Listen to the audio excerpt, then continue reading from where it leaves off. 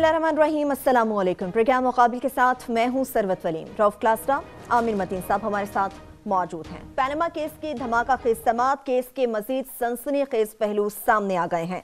Hudaibiya papers मिल reference की असर तहकीकात का इंदिया दे दिया गया। वज़ीर खजाना इसहाक डार मनी लॉन्ड्रिंग से मुताल्लिक अपने दिए हुए बयान हल्फी पर एक बार फिर से तहकीकात होने का इम्कान पैदा हो चुका है। क्या वज़ीर खजाना इसहाक डार एक मरतबा फिर से कटहरे में आएंगे?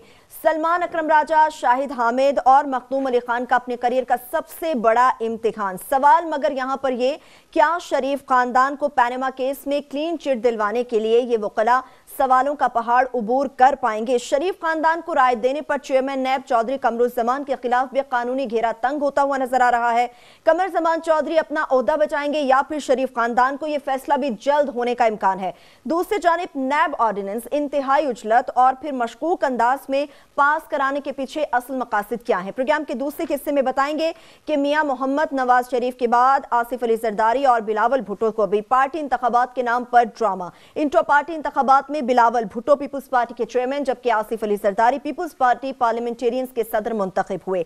नाम नेहाद जमहूरी जमातों के डिक्टेटर रहनुमाओं ने इलेक्शन कमीशन कवानीन का मजाक ही बना डाला। दूसरी जानिब साउथ पंजाब के साथ एक और हाथ कर दिया गया। जनूबी पंजाब की तरक्याती स्कीम्स के 2 अरब फंड निकाल कर लाहौर केनाल रोड के लिए मुंतकिल कर दिए गए। प्रोग्राम के आखिरी हिस्से में बात करेंगे कि पाकिस्तान और भारत के माबैन दोस्ती का एक और पुल गिर गया। दोनों ममालिक के माबैन दोस्ती के सबसे बड़े दाई ओम पुरी की अचानक मौत पर पाकिस्तान और भारत में सोगवारी का आलम है। भारतीय मीडिया और अवाम में बढ़ती हुई अदम बर्दाश्त के खतरनाक नताइज क्या हो सकते हैं, इस पर बात करेंगे। सबसे पहले पैनमा केस की बात करेंगे। आमिर साहब, आज जो प्रोसीडिंग हुई, आज के समात पर आप क्या कहेंगे? अभी ये मुकदमा चल रहा है तो इसलिए हम बड़े मुहतात होकर इसके बात करेंगे कि इसके अंदर पेंडुलम यूं और यूं रोज चल रहा है और उनके इनफरादी रिमार्क्स के ऊपर और सवालों के ऊपर जजों के जो है वो कई दफ़ा इतने बड़े एजम्पशंस नहीं कर लेनी चाहिए। मैं क्लियरली जो कहा जा सकता है वो ये ज़रूर है कि इसका ये केस अब एक ऐसा मिसाल सा बनता जा रहा है जिससे कि पाकिस्तान की करप्शन, इंतज़ामी और अदालती लैप्सेस, उसकी तमाम बुराइयां वो सामने खुल के आ रही हैं और इसका फैलाव आ रहा है। फॉर एग्जाम्पल मियाँ साहब की, शरीफ खानदान की असल मजा जब आएगा एक्चुअली जब उनके वकला शुरू होंगे। ये अभी इनकी जिनके मोरलेस जो इनके पास शवाहिद हैं या जिन लाइंस पे जो है नईम बुखारी साहब और पीटीआई कर रही है वो क्लियर होता जा रहा है। जजेस का भी समझ आ रहा है कि उनके क्या अबहाम है और किस तरह वो जा रहे हैं। असल शुरू होगा कि तीसरी दफ़ा अभी तक उनका वकीलों के हिसाब से शरीफ खानदान का जो केस है वो बड़ा अंग्रेजी में कहते हैं जिंक्स्ड, उसके ऊपर कुछ थोड़ा सा तुलसमाती असरात हैं कि पहले वो सलमान भट्ट साहब वाला उनका बैकफायर कर गया, फिर जो है अकरम शेख साहब भी उन्होंने तब्दील कर दिए, तो अभी ये तीसरी उनकी जो वकीलों की किस्त शुरू हुई है इसका देखेंगे ये कैसे करते हैं। वकीलों के लिए भी मुश्किल है और उनके क्लाइंट्स के लिए भी थोड़ी सी मुश्किल तो है, मगर वो फैलाव इस तरह बीच में इसहाक डार साहब आ गया। इसहाक डार साहब का कल ये फैसला वो करेंगे, ये बहुत ही इंपॉर्टेंट वो आ गया, हसास चीज़ है कि उन्होंने कल इसका हिस्सा बनाना है या नहीं बनाना हुदैबिया केस को, क्योंकि ये 10-20 साल से पाकिस्तान की तारीख में ये डिस्कस हो रहा है केस और इसहाक डार साहब और तमाम ये लोग सुकून से बैठे हुए थे कि ये दब गया। तो उसके खुलने से बहुत ही और भी सवालात आ जाते हैं क्योंकि उसके अंदर जो उनका एफिडेविट है वो एक तो उसके अंदर ही सारा कुछ अल-तफीक, उसके अंदर डायरेक्ट इन्वॉल्वमेंट के इनके होने का एहतमाल है। दूसरा, अगर वो केस खुल जाता है तो उससे नैब उसका रोल, क्योंकि ये वो जो बताते हैं कि जनाब ये मुशर्रफ के दौर में ज़बरदस्ती करवाया गया था, ये हकीकत नहीं है। हकीकत ये है कि उसके अंदर नैब का एक बड़ा रोल था कि टेक्निकल ग्राउंड्स पे इसमें से बचे थे और नैब जो है उसके बाद उनको अपील करनी थी जो नहीं की, तो ये नैब जो कटहरे में आती जा रही है। याद रहे कि नैब इस वक्त के चेयरमैन जो हैं इस केस में फंस गए हैं और आज पहले ये चीफ जो है सुप्रीम कोर्ट के जज साहब ये कह चुके हैं कि जनाब इनका केस जो है सुप्रीम जुडिशल काउंसिल में मिले। आज नईम बुखारी साहब ने कहा है कि जनाब इनका केस बनता है इनके लैप्सेस का। पार्लियामान के अंदर नैब डिस्कस हो रही है। पिंडी हाई कोर्ट में नैब चेयरमैन के खिलाफ, हम उस पर कल परसों बात करेंगे, एक रिट दायर हो चुकी हुई है कि ये जो पैसे पेंशन के लेते रहे हैं झूठ बोल के, तो تو وہ کیس دائر ہو چکا ہے، اس کے متعلق ہم تفصیلات بعد میں بتائیں گے. ساتھ میں ہانی صاحب نے، جسٹس ہانی سپریم کورٹ کے جج صاحب نے جمعرات کو تقرریوں اور تبادلے اور نیب کی رننگ پہ ان کو جمعرات کو بلایا ہوا ہے. سو نیب بھی ساتھ ساتھ اس کے پیرلل چل رہی ہے کہ ان کے لیپسز اور غلطیوں کی وجہ سے پاکستان میں یہ 10-20 سال سے یہ تمام جو شرافیہ یہ بچتی رہی ہے. سو وہ ایک قسم کا یہ کیس، یہ it's not just Sharif family, it is about the whole ruling elite you can say، کہ ان کے تمام وہ آ رہے ہیں. لاسٹلی میں صرف یہ کہہ دوں کہ یہ حدیبیہ کے بیچ میں آنے سے کلاسز صاحب اس کے بہت زیادہ اسٹوڈنٹ رہے ہیں، یہ بہتر بتا سکیں گے. اس کا جو ہے کیس کا نوعیت بہت خطرناک حد تک شریف خاندان کے خلاف جا رہی ہے.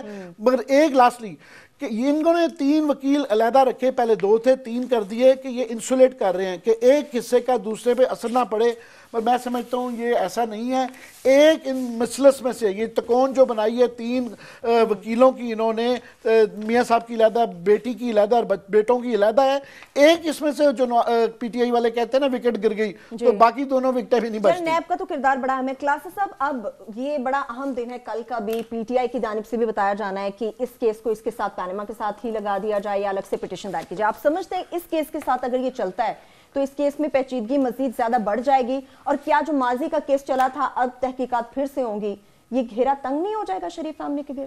میں ذرا حدیبیہ پہ بات کرنا چاہتا ہوں. جی میں ابھی جیسے عامر کہہ رہے ہیں، پہلے بھی ہم اس کو سٹڈی کرتے رہے ہیں، بڑا فالو کرتے رہے. ابھی میں نے بیٹھ کے اس پہ پوری ڈاکومنٹس پھر دوبارہ پڑھی ہیں ساری.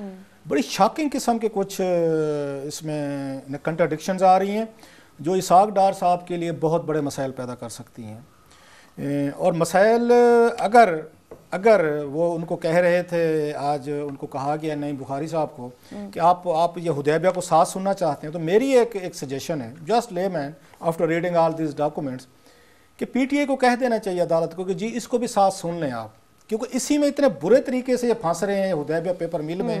یہاں تو قطری شہزادے کا خط آ گیا، وہ جو انہوں نے وہاں پہ اللہ فلیلوی کہانی سنا دی.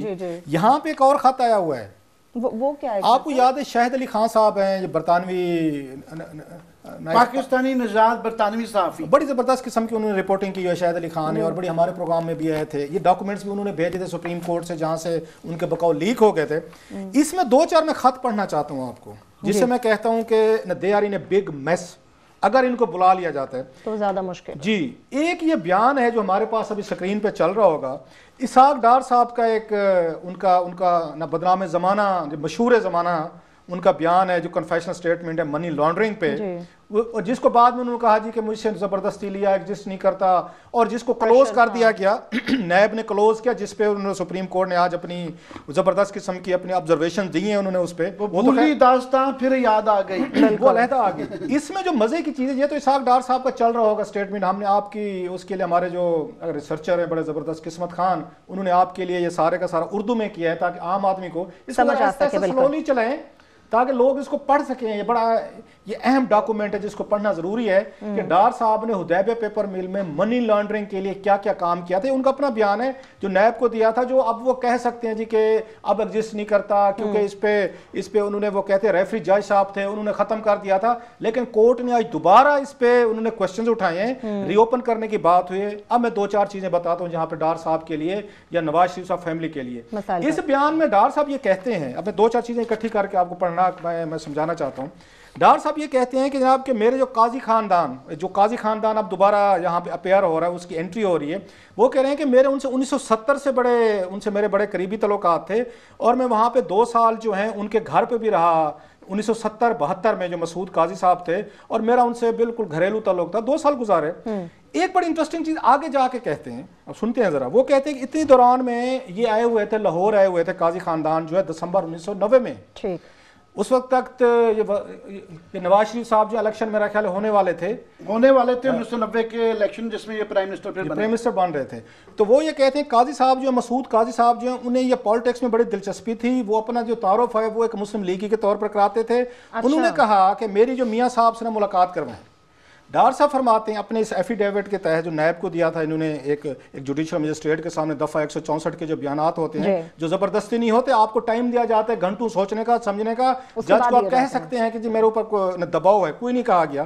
اس میں انہوں نے بڑی مزے کی بات کی. صاحب اگر اجازت ہو بریک نہ لے لیں, میرا خیال ہے لے لیں, اس میں چیزیں بڑی کچھ ایسی نکلی ہیں, میں تو خود حیران ہو رہا ہوں کہ ہماری پہلے ان پہ آنکھ کیوں نہیں پڑی. بالکل, ان پیپرز میں مزید کیا کیا باتیں ہیں اور اس بیان حلفی میں مزید کون کون سی چیزیں ہیں جو کہ ان کے لیے مسائل خاص طور پر ڈار صاحب کے لیے پیدا کر سکتے ہیں. بریک لیں گے, واپس آئیں گے, ہمارے ساتھ رہیے.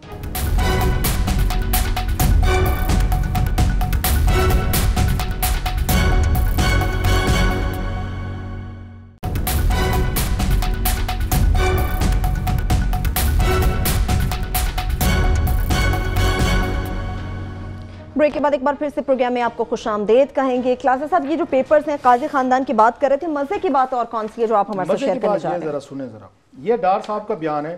ڈار صاحب اس میں اپنے ہی بیان میں کچھ کنٹرڈکشن فرما رہے ہیں. وہ فرما رہے ہیں کہ جناب کہ جب یہ آئی نا یہاں پہ قاضی فیملی آئی پاکستان دسمبر 1990 میں, تو میں نے ان کا تعارف کروایا میاں صاحب سے. انہیں شوق تھا سیاست کا, کیونکہ یہ ان کے گھر رہتے رہتے 2 سالوں سے, یہ تو مان رہے ہیں, یہ تعلق مان رہے ہیں.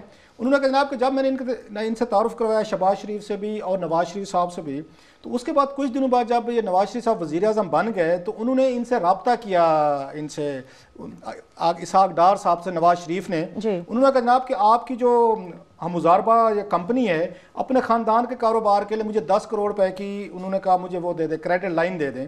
تو میاں صاحب سے انہوں نے پوچھا, ڈار صاحب نے, اس وقت تو رشتہ داری نہیں تھے نا, سمدھی نہیں تھے, بزنس کرتے تھے, it was all about business, nothing personal. انہوں نے کہا جناب وہ 10 کروڑ کی وہ کون دے گا, گارنٹی کون دے گا بینک کی یا اس کی جو لون لینا چاہتے. اس وقت ان کے ذہن میں کولیٹرل تھا ڈار صاحب کے. آج کل تو کولیٹرل کی بات ہی نہیں چلتی نا, اربوں کربوں لے لو یا پی ٹی وی بیچ دو, یا اس کے بعد آپ یہ ریڈیو پاکستان کے بلڈنگز گروی رکھو, موٹر وے رکھو, ایئرپورٹ رکھو, آپ کو بہت کچھ گروی کے لیے. خیر, اس پر میاں صاحب نے کہا کہ جناب آپ پریشان نہ ہوں. اب یہاں پہ بڑی انٹرسٹنگ چیز کہہ رہے ہیں جو کہ میری ذہن میں نہیں آ رہی. دوستی اسحاق ڈار صاحب کی ہے, یہ گھر ان کے وہ رہتے رہے ہیں, یہ قاضی فیملی کے پاس لندن میں ڈار صاحب رہتے رہے ہیں, دوستی ان کی ہے, ان کو وہ بچوں کی طرح سمجھتے ہیں. یہ تعارف میاں نواز شریف صاحب کا اسحاق ڈار صاحب کروا رہے ہیں. یہ ذرا بیک گراؤنڈ ذہن میں رکھیے گا. آگے کیا لکھتے ہیں, وہ فرماتے ہیں جناب کہ جب میں نے میاں صاحب سے کہا کہ اس کی گارنٹی کون دے گا کریڈٹ لائن کی اور یہ سب کچھ, تو میاں نواز شریف صاحب نے مجھے, انہوں نے کہتے ہیں وہاں پہ مس سکندرہ مسعود قاضی, نصرت گوہر قاضی, طلعت مسعود قاضی اور کاشف مسعود قاضی کے پاسپورٹس کی فوٹو کاپیاں بھیجیں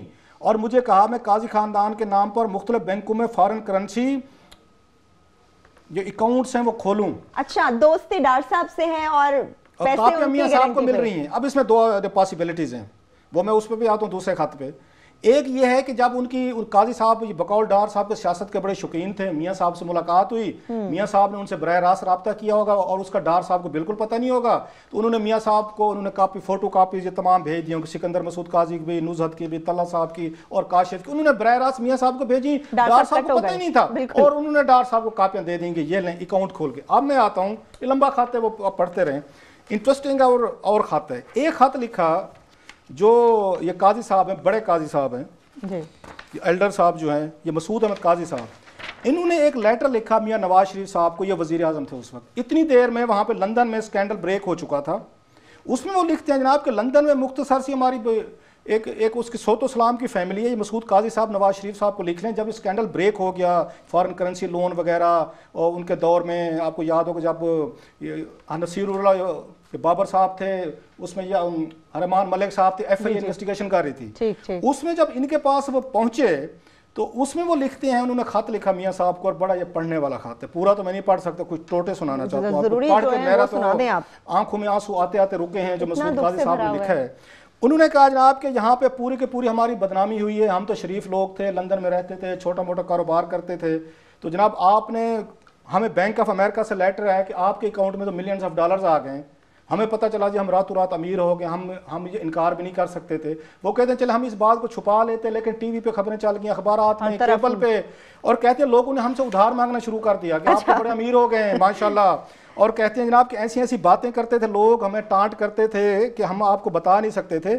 وہ کہتے ہیں کیا اب ایک لائن اس میں ملاحظہ فرمائیں قاضی صاحب اپنی بدنامی کے بعد کہہ رہے ہیں وہ یہ ایکٹ کر رہے ہیں. اس میں پہلے ہی میں بتا دوں کہ اسحاق ڈار صاحب ہمارے یہاں پہ رہتے تھے, ہمارے بچوں کی طرح تھے. ایک اور بھی ایفیڈیوٹ ہے ان کے بیٹے کا کاشف کا, ہمارے پاس رہتے تھے. ہمیں پاسپورٹ کی کاپیاں ہم نے ڈار صاحب کو دی تھیں کہ ہماری, انہوں نے کہا آپ کو پاکستان کا نیشنل جو آئیڈینٹی کارڈ جو نیشنلٹی کے لیے ہوتا ہے وہ بنوا کے دیں گے. ہم نے تو پاسپورٹ کی کاپیاں دی تھی اسحاق ڈار صاحب کو کہ ہمارا نیشنل آپ آئیڈینٹی یہ کارڈ بنوا کے دیں گے. اب پتہ چلا ہے کہ آپ لوگوں نے تو مل جل کے سارے کا سارا آپ نے فارن کرنسی اکاؤنٹ کھلوا لیے ہیں. یہاں پہ ڈار صاحب کہہ رہے ہیں کہ مجھے نواز شریف نے کاپیاں دی تھیں, فوٹو کاپیاں, یہ ذرا پاسپورٹ کی. وہ قاضی صاحب اپنے اس میں خط میں کہہ رہے ہیں نواز شریف صاحب کے کہ ہم سے ڈار صاحب نے لی تھیں. ایک چیز آگے وہ کہتے ہیں نا کہ ہر بندہ ہمیں یہاں پہ بہت, ہاں وہ اس میں لکھتے ہیں اب جو شکایت کرتے ہیں جس میں میرے آنکھوں میں آنسو آتے رہ گئے, وہ کہتے ہیں ہم چھوٹے سے لوگ تھے اور آپ لوگوں نے ہمیں استعمال کر لیا ہے. ذرا درد دیکھیں, اس میں تکلیف دیکھیں. کہتے ہم چھوٹے سے لوگ تھے, آپ بڑے لوگ تھے, آپ نے ہمیں استعمال کر لیا اور کسی کو ہمیں منہ دکھانے کا دوسرے لفظ میں آپ نے قابل نہیں رکھا. ایک لمبی اس میں ڈیٹیل انہوں نے لکھی ہوگا کہ ہمیں آپ سے دوستی کا کیا فائدہ ہوا, مطلب بدنامی ملی نا, آپ کے پیسے ہم نے کیے. اچھا ایک اور یہ چیز انہوں نے بڑی اس میں کہی, انہوں نے کہا جناب دکھ اس چیز کا ہے آج کل آپ لوگ یہ کہہ رہے ہیں, فرحت اللہ وہ نصیر اللہ بابر صاحب کہہ رہے ہیں, شہباز شریف صاحب کا بھی نام ہے, وہ یہ کہہ رہے ہیں کہ جناب کہ ہم لوگ ایگزسٹ نہیں کرتے. وہ کہتے ہیں میں دکھ اس چیز کا ہے کہ اب یہ کہا جا رہا ہے کہ میری یہ فیملی قاضی فیملی ایگزسٹ نہیں کرتی. لاسٹلی عامر صاحب بات بڑی لمبی ہوگی, اس میں پورے پروگرام ہو سکتے تھے. ایک اور ایفیڈیوٹ ہے سر, وہ تو تھا مسعود قاضی صاحب کا جو ایلڈر تھے, باپ تھے. انہوں نے باپ کے طور پر نواز شریف سے شکایت کی کہ آپ نے ہمیں استعمال کر لیا, چھوٹے سے لوگ تھے, لوگ ہمیں تانے دیتے ہیں, ہم سے ادھار قرضہ مانگتے اور ہم دے بھی نہیں سکتے. یہ جو ایفیڈیوٹ ہے سر یہ 3 فروری 2000 کا ہے. یہ ایفیڈیوٹ دیا گیا ہے کاشف مسعود صاحب کی طرف سے دیا گیا, ثانیہ مسعود قاضی.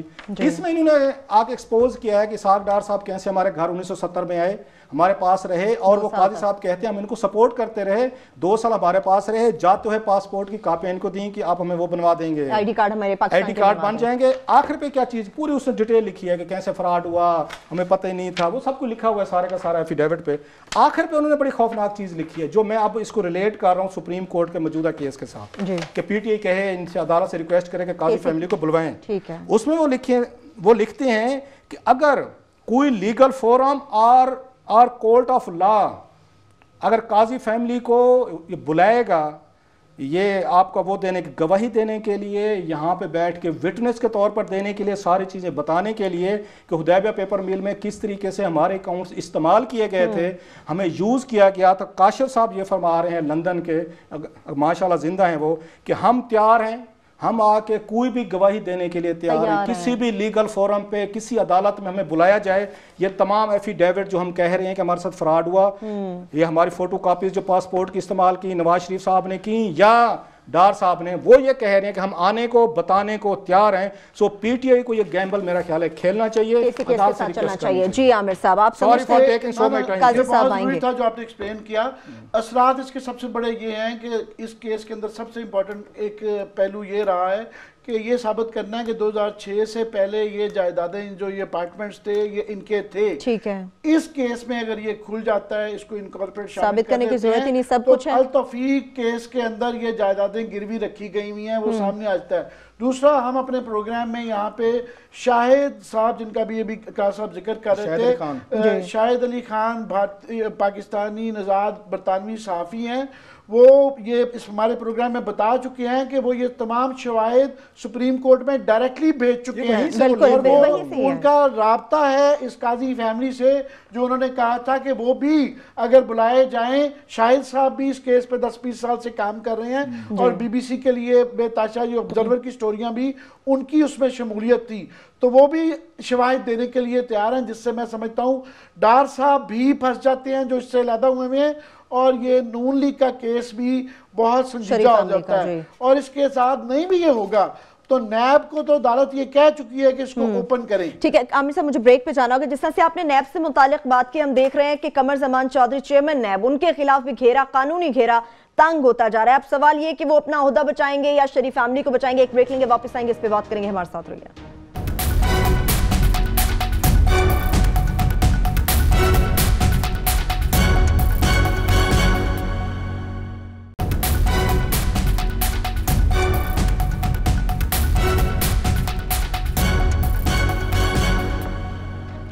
بریک کے بعد ایک بار پھر سے پروگرام میں ہم آپ کو خوش آمدید کہیں گے. حدیبیہ پیپر ملز ریفرنس کے حوالے سے بات ہو رہی ہے.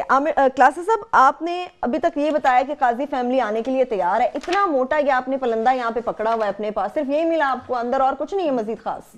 پلندے بہت ہیں اور مجھے خوشی ہوئی ہے. اس سے پہلے کہ آپ کہیں وہ آنے کے لیے تیار تھی مگر اس دوران وہ ہاتھ پہ ہاتھ دھر کے تو نہیں بیٹھے ہوں گے میاں صاحب, تو پتہ نہیں اس دوران میں اپروچ نہ کر لیا گیا, کیا کچھ کر لیا.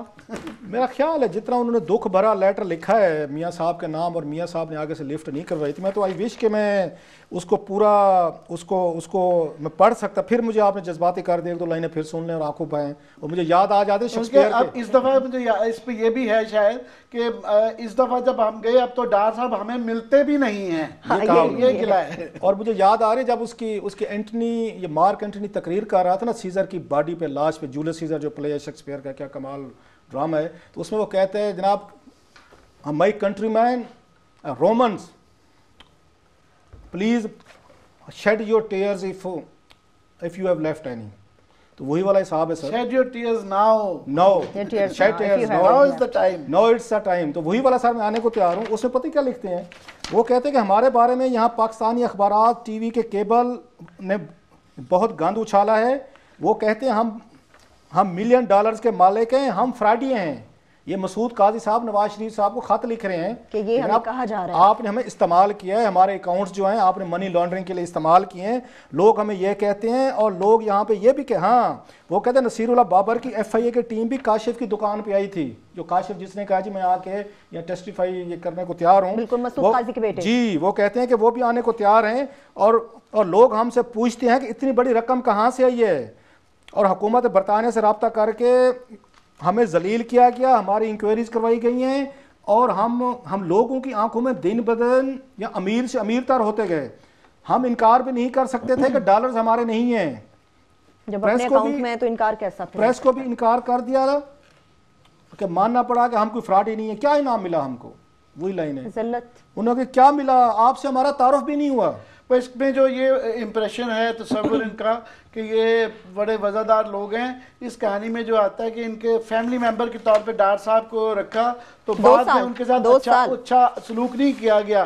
ڈار صاحب کا دوسرا کویسچن جو اس میں آتا ہے ان کی اپنی ایفیڈیوٹ میں, وہ ایک بڑا مزیدار ہے کہ انہوں نے بتایا ہے کہ میرا بڑا مڈل کلاس بیک گراؤنڈ تھا, میرا سسرال بھی بڑا مڈل کلاس بیک گراؤنڈ تھا.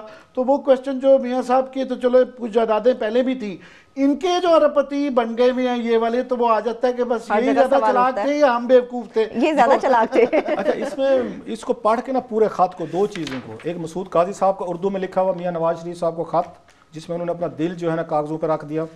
دوسرا جو ہے ان کا کاشف جو ہے, کاشف مسعود قاضی کا جو ایفیڈیوٹ ہے, ان دونوں کو اگر پڑھے نا تو مجھے حضرت علی کا قول یاد آتا ہے. وہ کہتے ہیں نا جس پہ احسان کرو اس سے ڈرو. تو یہ وہی والا وہی رونا انہوں نے رویا ہے. قانونی سے زیادہ اخلاقی پہلو جو ہے نا اس خط کا اور ان شواہد کا وہ زیادہ تکلیف دہ ہے. وہ شاید ہمارے لیے میٹر کرتا ہے عامر صاحب, اخلاقی پہلو شاید ہم لوگوں کے لیے میٹر کرتا ہے, ہم لوگوں کے لیے بھی کرتا ہے. جسٹس جو ہے نا ویسے جسٹس, اب تھوڑی سی میں ایک اور اس کو گفتگو پہ آتے ہیں, آپ اس کو ڈیلے کر سکتے ہیں. وہ کہتے ہیں نا جسٹس کو آپ اب ڈیلے کر سکتے ہیں, جو ڈیلے کیا گیا ہے. حدیبیہ کا کیس کب شروع ہوا, اس میں سب سے بڑا جو ایک غلط رول ادا کیا تھا نا سر, وہ 2-3 لوگ ہیں. وہ آپ کا نیب تھا, یہ میں کہوں گا کہ انہوں نے اس کو ڈمپ کیا. جنرل مشرف صاحب جنہوں نے ڈیل دی تھی نواز شریف صاحب کو اتنے سارے ثبوتوں کے باوجود, نہ صرف ان کو ڈیل دی, اسحاق ڈار کو بھی دی, سب کو ڈیل دی انہوں نے.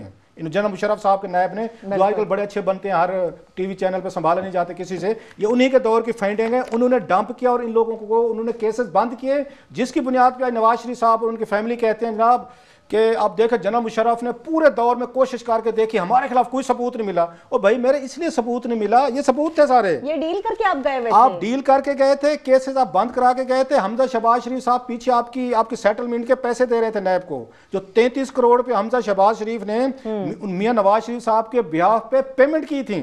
انہوں نے وہاں پہ جو سیٹلمنٹ کی پہ آتے ہیں نا, ان کو جرمانے تھے, انہوں نے جرمانے پے کیے ہوئے, یہ سارے ثبوت تھے آپ کے خلاف. آپ کہتے ہیں ہمارے خلاف کوئی چیز پروو نہیں ہوئی. اگر کوئی چیز پروو نہیں ہوئی اس کے میاں نواز شریف صاحب کے خلاف, تو حمزہ شہباز نے کیسے وہاں پہ 33 کروڑ روپے کی پیمنٹ کی تھی نیب کو. اور اگلی بات بتاؤں سر, یہ کتنے اچھے اور سمجھدار لوگ ہیں. انہوں نے باقاعدہ دوبارہ کیسز کر کے وطن واپس آنے کے بعد وہ پیسے بھی واپس لے لیے ہیں. اس ملک میں کسی اور کو مل سکتے ہیں. بالکل حمزہ شہباز شریف صاحب نے ان سب نے وہ پیسے بھی واپس لے لیے, جس طریقے سے لیے وہ ایک اور طریقہ ہے جو انہوں نے اختیار کیا تھا. ٹاپک تھوڑا سا بدلتے میں پشین گوئی کر دوں کہ یہ ان کے کیس دوبارہ نہیں کھلیں. یہ ان قریب جو مجھے لگتا ہے آصف زرداری صاحب کے بھی یہ تمام کیسز کھلنے جا رہے ہیں. میں آج کی میں بتاتا ہوں نا آپ کو کیسے کھلے گا. وہ ایسے میں انتظار پچھلی دفعہ بھی کہا تھا آپ سے کہ میں انتظار کر رہا ہوں کہ بلاول کے اور آصف زرداری کے اثاثے آئیں گے اس کے ساتھ. میں بڑا انتظار اس میں دیکھنا چاہوں گا کہ جناب اس میں وہ جو $60 ملین جو سوئس بینک کے جو کہ بعد میں وہ غائب ہو گئے وہاں سے نکال لیے تو وہ شو کرتے ہیں. وہ فرانس کا شیٹو اس میں آتا ہے, دبئی کی جائیدادیں, لاہور کا بلاول ہاؤس, لندن کی جائیدادیں, وہ سارے نیو یارک میں وہ اکاؤنٹس یہاں پہ آتے ہیں. اگر آتے ہیں ویلتھ دکھاتے ہیں باہر تو پھر میں بھی ان کے 10-20-30 سال کے دیکھنا چاہوں گا ٹیکس کے ساتھے کہ ایک بمبینو سینمے سے یا ایک چھوٹی سی جو جائیداد سے وہ رپتی کیسے بن گئے. تو یہ نیکسٹ جو ہے نا آنے والے دنوں میں, یہ پرانے زمانوں میں یہ 20-30 سال سے میاں صاحب کا بھی دب چکا ہوا تھا. یہ اللہ کی طرف سے یہ پینما آیا تو یہ چیزیں کھلی ہیں, تو وہ بھی جہاں جہاں چھپا کے انہوں نے بھی رکھے ہوئے ہیں وہ آنے والے دور میں ساری چیزیں کھلیں گی, بچے گا ان کا بھی کچھ نہیں.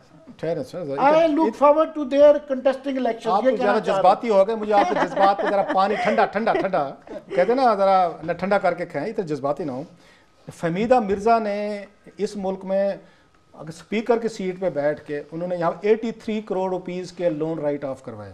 اس کو کسی نے بھی نہیں روکا. انڈر دا لا 20 لاکھ سے زیادہ آپ کا رائٹ آف ہو, آپ الیکشن پہ نہیں لڑ سکتے. وہ الیکشن بھی لڑی, ایم این اے بھی ہیں آپ کی, میں درجنوں لسٹیں دے سکتا ہوں. اس کی ریزن کیا ہے؟ یہ کام الیکشن کمیشن نے کرنا ہے نا. الیکشن کمیشن آف پاکستان کے جیسے اس دن وہ چودھری نثار علی خان صاحب کہہ رہے تھے نا کہ چیئرمین نیب اگر وزیر اعظم اور اپوزیشن لیڈر لگائیں گے تو اسی طرح کا لگائیں گے جیسے قمر زمان چودھری لگائے. تو وہ یہ کہہ رہے تھے کہ چودھری صاحب کے سپریم کورٹ کو لگانا چاہیے. اب مجھے بتائیں یہ جو آپ کے الیکشن کمیشن کے ممبران کس نے لگائے ہیں؟ یہ پھر وزیر اعظم اور آپ کے اس نے لگائے ہیں, اپوزیشن لیڈر نے لگائے ہیں. ایک الیکشن کمشنر کے یہ ممبر کی تنخواہ 8.5 لاکھ روپے ہے. وہ پینشن علیحدہ لیتے ہیں, اگر وہ جج ہیں تو وہ 8 لاکھ روپے پینشن لیتے ہیں, 8.5 لاکھ روپے یہ تنخواہ لے رہے ہیں. جو 16 لاکھ روپیہ لے رہے ہیں اور لگے کس کی وجہ سے ہیں؟ وہ نواز شریف صاحب اور پیپلز پارٹی کی وجہ سے الیکشن کمیشن کے ممبر بنے. آپ کا یہ خیال ہے کہ وہ اگر وہ اس میں جائیں گے, الیکشن کمیشن جو ہے ان کے ایسٹ دیکھے گا, ان کا مس ڈکلریشن دیکھے گا, اور جیسے فہمیدہ مرزا کو انہوں نے بالکل سامنے نہیں آنے دیا, عدلیہ نے ان کو نااہل کر دیا کہ آپ الیکشن نہیں لڑ سکتی, آپ بھی وہی امیدیں لے کے بیٹھے ہوئے ہیں کہ جو 16.5 لاکھ روپیہ لے رہا ہے ایک ممبر الیکشن کمیشن کا, اور زرداری اور نواز شریف کی وجہ سے لے رہے پیپلز پارٹی اور ان لوگوں نے چن کے لگائے ہیں, چن کے لگایا ہے. وہ کہہ رہے ہیں کہ 20 ایم پی اور ایم این اے ہیں, نون لیگ کے بھی ہیں, بے تاشا, اس میں پرویز ملک صاحب بھی ہیں, شیریں مزاری بھی ہیں, جہانگیر ترین پی ٹی آئی کے بھی ہیں, سارے ہی ہیں.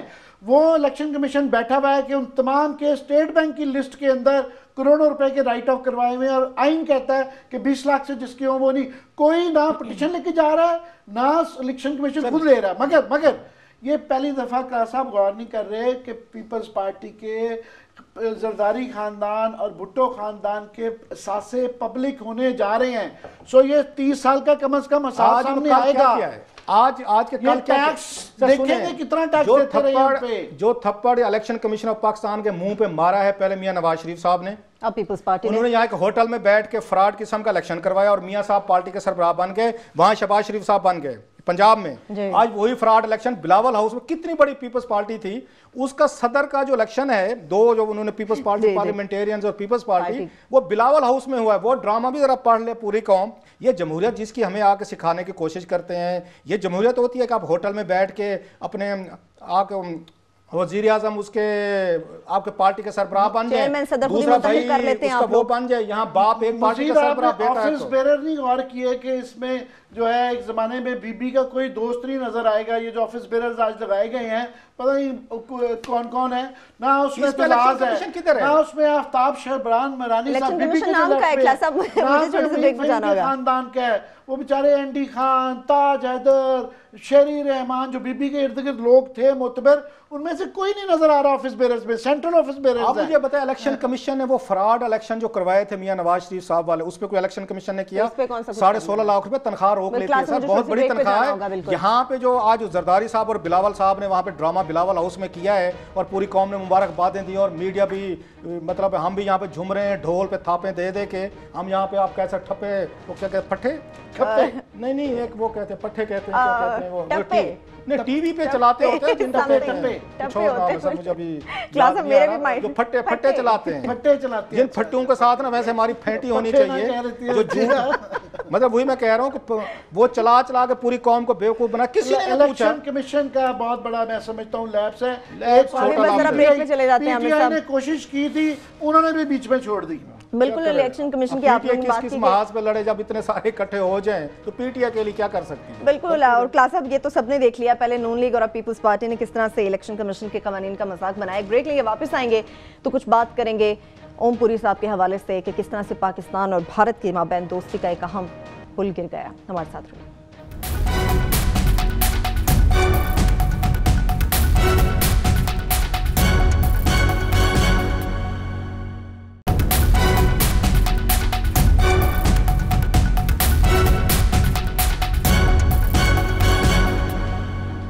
بریک کے بعد ایک بار پھر سے پروگرام میں ہم آپ کو خوش آمدید کہیں گے اوم پوری صاحب سے متعلق بات کریں گے عامر صاحب پاکستان اور بھارت کے درمیان دوستی کے سب سے بڑے دائی تھے یہ گزر گیا آپ کیا سمجھتے ہیں کتنا بڑا نقصان ہے صرف دائی تو تھے پاکستان اور اس کے امن کے مگر اس سے بڑے بھی اوم پوری بہت بڑے آدمی تھے وہ صرف ایک ایکٹر نہیں تھے ایک وہ تھے جنہوں نے ہمیشہ سے آرٹ موویز جو 80s 70s 90s میں وہ جو کرتے رہے اس کے ہمیشہ میسج تھا انہوں نے ہمیشہ جو ہے ایک لارجر یونیورسل جو پرنسپلز ہیں ان کی وہ کوشش کی ان کو بڑھانے کی اور انڈیا میں بھی ہمیشہ اس طرح کا جو ڈسینٹ پیدا کی اور انسانی اقدار کے حوالے سے ان کی تمام فلموں کا میسج رہا تو بس وہ ابھی تکلیف یہ اس لیے بھی زیادہ ان کی موت کی ہوئی ہمیں کہ ایسے دور میں ان کا وہ ہوا جبکہ انڈیا میں وہ ڈسینٹ مرتی جا رہی ہے اور مجھے بڑی بات کی ہے کہ وہ فہمیدہ ریاض کی بڑی اچھی ہے ایک زمانہ تھا کہ ہم انڈیا کی طرف دیکھتے کہ یار یہ بڑے ان میں ٹالرنس زیادہ ہے لبرلزم زیادہ ہے تو وہ فہمیدہ ریاض کی وہ جو نظم ہے کہ تم بھی ہم جیسے نکلے تو وہ ہم جیسے نہیں ہمارے سے بھی بدتر ہوتے جا رہے ہیں اور اس کی سب سے بڑی مثال یہ ریسنٹلی ہوئی ہے کہ یہ جو پہلے کرن جوہر صاحب نے فلم بنائی پاکستانی ایکٹر تو وہ جا کے انہوں نے آر ایس ایس والوں سے معافی مانگ لی اس کے بعد شاہ رخ حسن خان کا وہ جو کہتے تھے my name is Khan and I am not a terrorist تو وہ ہماری دوست جیوتی ملہوترا نے بڑا اچھا لکھا ہے اس پہ کہ ماہرہ خان کا نام اٹھا دیا اور جا کے ان سے معافی مانگ لی ہے انہوں نے کہا جی اب یہ اپنی فلم کا ٹائٹل تصویر دکھا رہے ہیں نام کے بغیر تو انڈیا میں یہ اب ڈسینٹ مرتی جا رہی ہے ان کے مجھے بڑی تکلیف ہے کہ ان کے ہاں جو ایسے لوگ ان کے ہاں بڑی ایک پریکٹس تھی کہ ان کے دانشور وہ ریسسٹ کرتے تھے اس طرح کے تو یہ اب ان کے یہاں ریسسٹنس کم ہو گئی ہے جس طرح وہ بڑا مشہور ایمرجنسی کے متعلق جو ہے جملہ تھا کہ ان کو پریس کو میڈیا کو بیٹھنے کا کہا تھا وہ لیٹ گئی تھی کلدیپ نیر کا ہے بہت بڑا کتاب میں تو یہ ابھی بھی لیٹ کے جو ہے نا وہ پلٹسیٹے مار رہی ہے تو وہاں پہ انڈیا میں یہ ڈسینٹ ہونے کا نقصان ہمیں بھی ہے کیونکہ ہم یہاں پہ جو بھی ہے میں بڑا پراؤڈلی کہتا ہوں کہ یہ سلمان حیدر کا واقعہ یا اس طرح کے جو بھی ہوتا ہے ہم یہاں پہ بانگ دول بات کرتے ہیں اور ہمارے ہاں یہ تبدیلی آئی ہے کہ ہمارے ہاں کہیں یہ ہو سکتا ہے کہ بلوچستان یا فاٹا یا کئی دفعہ کچھ کم رہ جائے مگر ہر چیز پہ بات ہوتی ہے یہاں پہ ہمیں بات کرنے سے کوئی نہیں روکتا اور یہ پاکستان کی بڑی مثبت چیز ہے جو کہ انڈیا میں نہیں ہو رہی بالکل آپ کیا کہیں گے کلاسز صاحب لیکن جو دوسری انڈیا کی طرف عدم برداشت بڑھتی جا رہی ہے اس کے خطرناک نتائج میں اس پہ بات کرتا ہوں جو عامر نے بات کی اس میں بھی ہمیں بات کرنی چاہیے ہم بڑے فخر سے نا پاکستان کی بہت ساری چیزوں کا ہم کریڈٹ لیتے ہیں مہربانی فرمائے ہماری اسٹیبلشمنٹ ان کریڈٹ سے ہمیں محروم نہ کرے جس طرح سلمان حیدر اور باقی 3 بلاگرز کو یا مسنگ میں چلے گئے اور ایک دن اٹھا لیا گیا ہے چودھری نثار علی خان صاحب جو ہیں وہ مہربانی فرمائیں یہ داغ اپنے اوپر نہ لگنے دیں اور سلمان کو اور باقیوں کو یہاں پہ سامنے پہ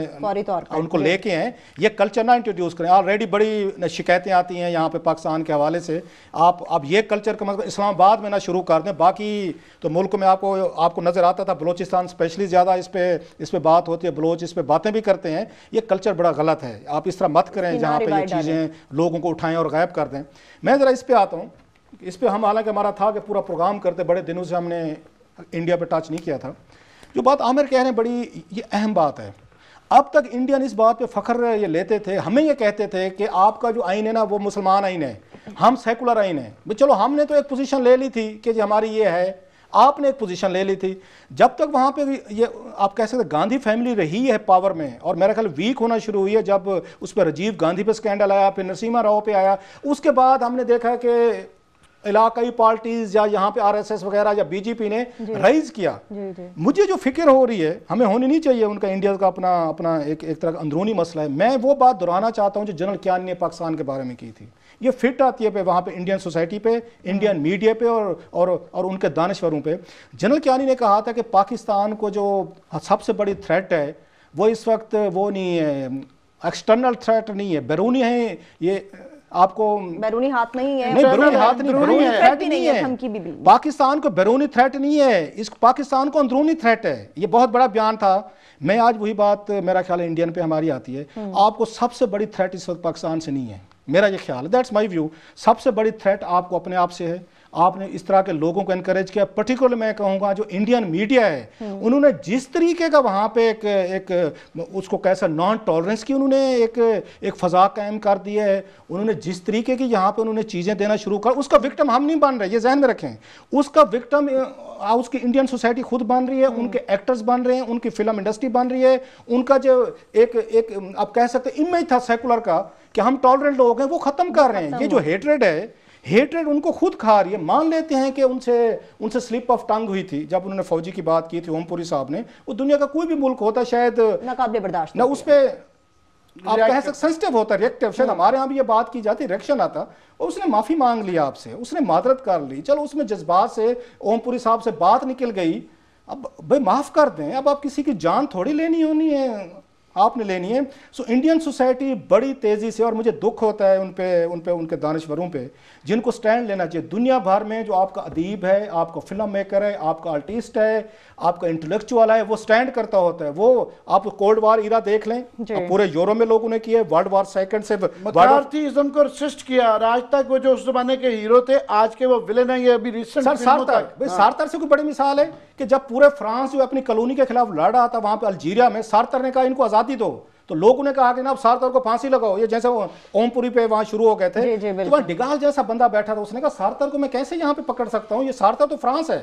ادیبوں کا یہ کام ہوتا ہے, آرٹسٹ کا کام ہوتا ہے کہ وہ آ کے بات کرے, دوستی کرے. اور دوسری بات یہ تو ہمارے آپ کیسے انڈین دوست ہمیں یہ کہتے تھے کہ کسی فنکار کی سرحد نہیں ہوتی, میوزک کی کوئی سرحد نہیں ہوتی, آرٹسٹ جو ہوتا ہے وہ پوری دنیا میں ہوتا ہے, وہ پاکستان کا بھی ہمارا ہو. تو جناب جب پاکستان کے آرٹسٹ آپ لے کے گئے تھے تو تھوڑی سی ہمت دکھانی تھی, تھوڑا سا کھڑا ہو جانا چاہیے تھا, تھوڑا سا وہاں پہ اپوز کر لینا چاہیے. ویسے تو بڑا آپ نے آگے فلمیں بنائی, my name is Khan and I am not terrorist, تو پھر میرا خان کوئی برداشت کر لیتے, جو بات آپ کی انہوں نے کی ہے. سو انڈین سوسائٹی بڑی تیزی سے جو ہیٹریٹ کی طرف گئی ہے, دا کریڈٹ اور discredit goes to the Indian media.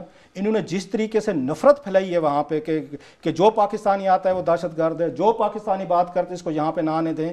میرا آج آپ نے دیکھا جو اس کا یہ گولڈن گلوب ایوارڈ میں ایکٹریس نے بات کی ہے, میرل اسٹریپ. اس نے پتہ کیا خوبصورت بات کی, باقی لائنیں چھوڑ دیں, آخری لائن اس نے کہا ہالی ووڈ کو سب سے اسٹرانگ ویبرنٹ باہر سے ایکٹر آئے انہوں نے بنایا ہے. ادروائز ہم بیٹھے یہاں پہ, اس نے کہا پتہ نہیں کہ ہم کو چھوٹی موٹی گیمیں کھیل رہے ہوتے.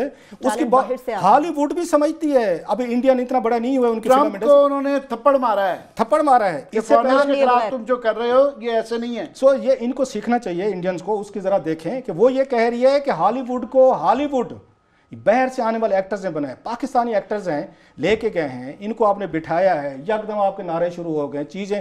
آپ تو ہمیں کہتے تھے ایکٹر کی کوئی سرحد نہیں ہوتی, ایکٹر کا کوئی وہ نہیں ہوتا, مذہب نہیں ہوتا, اس کا کوئی ملک نہیں ہوتا. یہ آپ کی بات کی انڈورسمنٹ ابھی عمر عبداللہ صاحب نے 7-8 سال بعد اب دی ہے کہ جناب کشمیر کا مسئلہ ہم پاکستان نے خراب نہیں کیا, یہ ہم نے خراب کیا ہے. جو کشمیر میں رائزنگ ہے تو ان کی اپنی طرف سے یہ انڈورسمنٹ آ رہی ہے. میرے لیے اس سے پہلے ایک ہمیشہ سے تکلیف رہتی ہے کہ چھوٹی چیزوں کے اوپر تو کم از کم ہو رہے ہیں. سپورٹس پہ انڈیا جس طرح آئی پی ایل میں پاکستانیوں کو شامل نہیں کرتے, تو یار ان کے دانشور یہ لوگ بھی بات نہیں کرتے کہ یار یہ غلط بات ہے. سپورٹس میں اور فلموں میں یہ ہمارے ہاں یہ بین کیا گیا تھا, جو فلمیں اس میں تو ایک ٹھیک ٹھاک آواز آئی کہ یار ان کے ہاں نوپم کھیر صاحب ویسے وہ بی جے پی کے ہر وقت کرتے ہیں, مگر زندگی میں کیونکہ ان کی بیگم صاحبہ چلاتی ہیں ڈرامے کرنے میں, تو پاکستانی ڈرامے الاؤڈ تھے.